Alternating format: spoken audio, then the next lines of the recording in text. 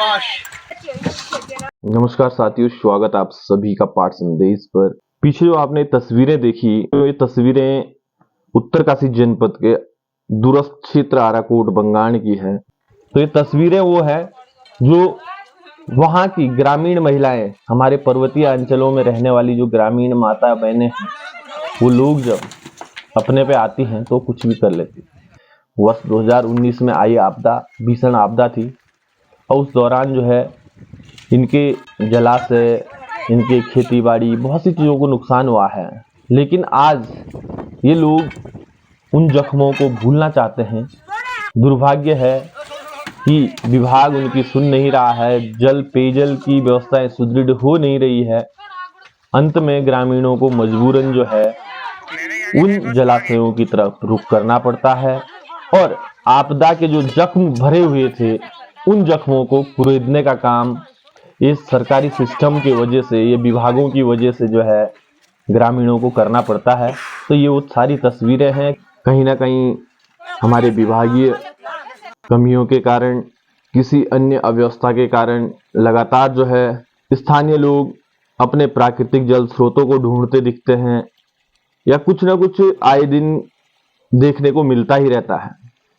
तो आज बात करते हैं जिस प्रकार से जो तस्वीरें इस वक्त हमारे साथ आराकोट बंगाण क्षेत्र से, अंबेडकर ग्राम जागटा से, वहां के आराकोट बंगाण क्षेत्र के सामाजिक कार्यकर्ता मनमोहन सिंह द्वारा जानकारी दी जाती है कि विगत काफी समय से जो है घरों में जो पेयजल लाइन है वो पूर्ण रूप से ठप पड़ी हुई है और वो पेयजल लाइन ठप पड़ी है और एक और जो है जल जीवन मिशन के बड़ी बड़ी योजनाएं लगभग सभी गांव ग्राम सभाओं में चल रही है। वो बताते हैं जब हमें पानी की असुविधा हो रही थी, हमें कपड़े धोने के लिए, नहाने के लिए, पीने के लिए पानी नहीं मिल रहा, तो हमने विभाग को कई बार संपर्क किया, कहा कि हमारी जो लाइनें हैं इनको आप दुरुस्त कीजिए और हमारे घरों में जैसे पहले से पानी चल रहा था उस तरीके से पानी चालू सुचारू हो जाए। बावजूद जब विभाग संज्ञान नहीं लेते हैं तो जागटा गांव के युवा, मातृशक्ति, सभी लोग जो है आपदा के जो क्षतिग्रस्त पुराने हमारे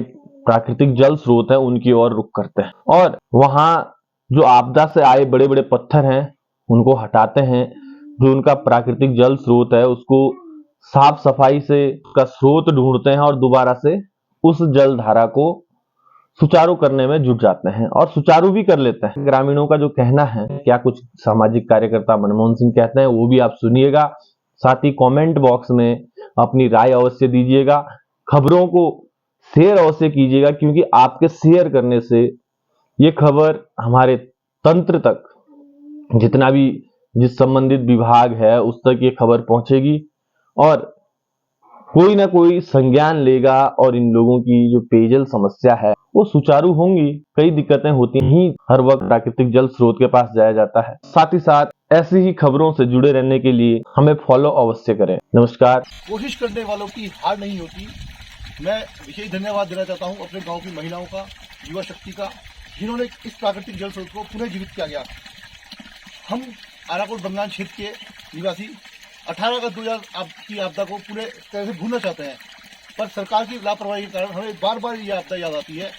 ये पेयजल स्रोत हमारा 18 अगस्त 2019 की आपदा में पूरी तरह क्षतिग्रस्त हो गया था और विभागीय अधिकारियों की लापरवाही के कारण जल जीवन मिशन की जो व्यवस्था चल रही है विभाग द्वारा, उसमें पेयजल व्यवस्था ठप होने के कारण हम सभी को, ग्रामवासियों को मजबूरन इस पेयजल को सुचारू करना पड़ा। इसके लिए मैं विभाग का धन्यवाद देना चाहता हूं और ग्रामवासियों को धन्यवाद देना चाहता हूं और मैं विभाग से कहना चाहता हूं कि हमारे द्वारा, ग्रामवासियों द्वारा स्वयं के लिए पानी की व्यवस्था की गई है। आप आराम से अपनी जल मिशन योजना को 10 वर्ष में आराम से पूरा करें और सरकारी धन को आराम से यूज करें। हमें कोई जल्दबाजी नहीं है, हमें पीने के लिए भी सुचारू व्यवस्था कर दी गई है।